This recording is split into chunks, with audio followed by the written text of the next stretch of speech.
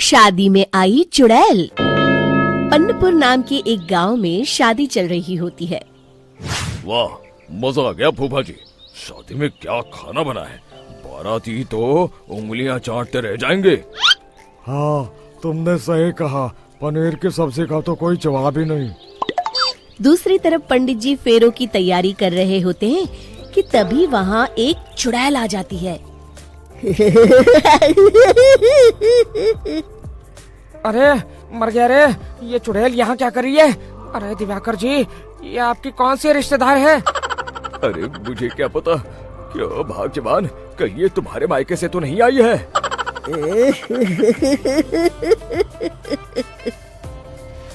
तुम लोगों की इस गांव में बारात लाने की हिम्मत कैसे हुई? मेरे रहते इस गांव में किसी की शादी नहीं हो सकती। अब तुम लोग देखो मैं क्या करती हूँ।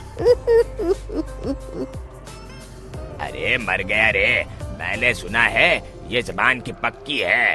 भागो रे भागो, वरना ये चुड़ैल किसी को नहीं छोड़ेगी।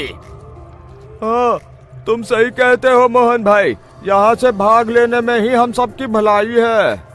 देखते ही देखते शादी के मंडप में भगदड़ मच जाती है और चुड़ैल सब कुछ उजाड़ कर रख देती है। फिर एक दिन मोहन की शादी तय हो जाती है। अरे भाई, अगले हफ्ते मेरी शादी तय हो गई है, लेकिन इस चुड़ैल की दहशत के मारे तो मेरे हाथ पैर कांप रहे हैं। अरे मोहन, तुम्हारा दिमाग तो खराब नहीं हो गया? तुम अपने साथ साथ हम सब गांव वालों को भी बलि का बकरा बनाना चाहते हो? उस चुड़ैल के रहते तुमने अपनी शादी के बारे में सोच भी कैसे लिया? देखो गोपाल, डर तो मुझे भी लग रहा है, लेकिन उस चुड़ैल के डर से मैं जिंदगी भर कुंवारा तो नहीं रह सकता। तभी वहाँ मोहन के होने वाले ससुर आ जाते हैं। अरे ससुर जी आप? देखो, अब तक मैं तुम्हारा ससुर बना नहीं हूँ और शायद बनूंगा भी नहीं। ये आप क्या कह रहे हैं? मैंने तो शादी का कोड भी सिलवा लिया है। मैं अपनी बेटी की शादी किसी अच्छे गांव में कराना चाहता हूँ। तुम्हारा गांव तो भूतिया गांव है। मैं तो क्या, अब तो कोई भी अपनी लड़की इस गांव वालों को नहीं देगा। इस तरह चुड़ैल के डर से उस गांव में किसी की भी शादी नहीं हो पाती। फिर एक दिन गांव के जमींदार अपनी बेटी की शादी करने का विचार करते हैं, लेकिन चुड़ैल के डर से उनकी भी हिम्मत जवाब दे देती है। अगर मेरी बेटी की शादी तय समय से नहीं हुई तो मेरी नाक कट जाएगी। मुझे कुछ करना ही होगा। एक सलाहकार के कहने पर जमींदार काशी से एक बहुत ही नामी तांत्रिक को अपने घर बुलवाते हैं, जो भूत चुड़ैल को पकड़ने में माहिर माना जाता था। जमींदार साहब, आप चिंता मत करिए। इस गांव की सीमा में प्रवेश करते ही मुझे उस चुड़ैल के बारे में सब पता चल गया था।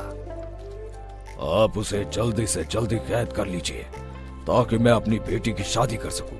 जब वो चुड़ैल एक इंसान थी, तब ठीक उसकी शादी करने वाले दिन ही उसकी और उसके होने वाले पति की एक दुर्घटना में मौत हो गई थी। उसका होने वाला पति आज भी भूत बनकर जंगल में भटकता है। इसलिए जब तक चुड़ैल की शादी नहीं हो जाएगी, वो किसी और की भी शादी नहीं होने देगी। ये आप क्या कह रहे हैं?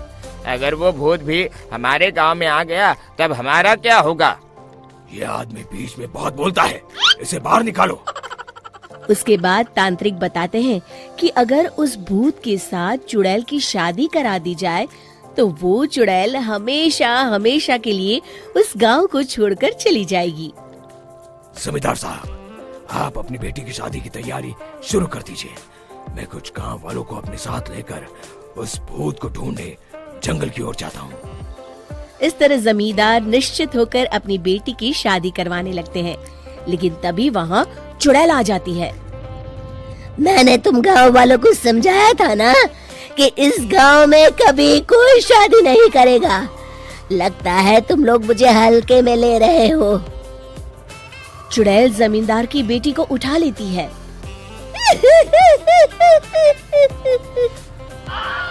अब देखती हूँ बिना दुल्हन के तुम लोग शादी कैसे करोगे।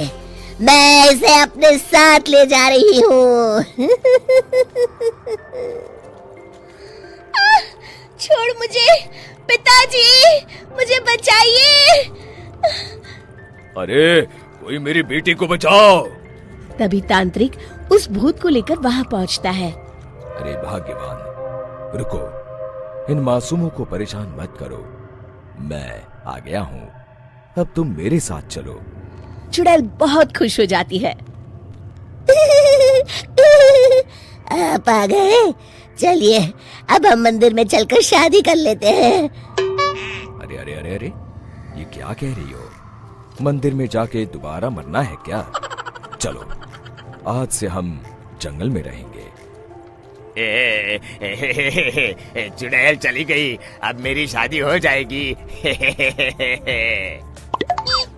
इस तरह सभी गांव वाले खुशी से झूमने लगते हैं।